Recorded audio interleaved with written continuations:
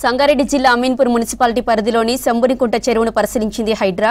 చెరువు రోజురోజుకు కబ్జాలకు గురవుతూ కుచించుకుపోతుందని స్థానిక సిపిఎం నాయకుడు నరసింహారెడ్డి ఫిర్యాదుతో పరిశీలించడానికి వచ్చారు హైడ్రా సీఏ బాలగోపాల్. గతంలో శంభునికుంట చెరువు 22 ఎకరాల విస్తీర్ణంలో ఉండగా ఇప్పుడు పూర్తిగా కబ్జాలకు గురైనట్టుగా తమ పరిశీలనలో తేలిందని చెప్పారు హైడ్రా అధికారి. పూర్తిగా నాలాలు మూసుకుపోయి వాటర్ ఎక్కడికక్కడ నిలవడం, మరోపక్క డ్రైనేజ్ వాటర్ కూడా ఈ చెరువులో కలుస్తుండటంతో చెరువు దుర్గంధంతో నిండిపోయిందన్నారు. కబ్జాలకు పాల్పడిన వారు ఎవరైనా సరే ఉపేక్షించకుండా ఎంక్రోచ్మెంట్లను కూల్చివేస్తామని చెప్పారు సిఐ బాలగోపాల్.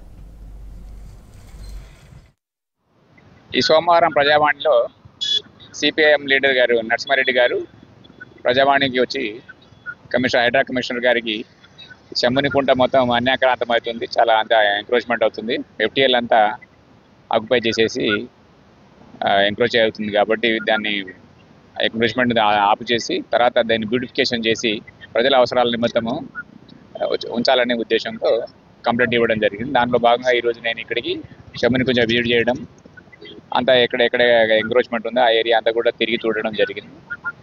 తర్వాత ఈ ఎఫ్టీఎల్ బౌండరీస్ కూడా డిమార్క్ చేసిన తర్వాత ఎవరెవరు ఎక్కడెక్కడైతే ఎఫ్టీఎల్ బౌండరీలో ఎంక్రోచ్మెంట్స్ ఉన్నాయో అవి కూడా అన్నీ కూడా హైడ్రా ఎస్టాబ్లిష్ అయిన తర్వాత ఎలాంటి పర్మనెంట్ బిల్డింగ్ అయినా టెంపరీ స్ట్రక్చర్స్ ఉన్నా కానీ తప్పకుండా తీసేస్తారు.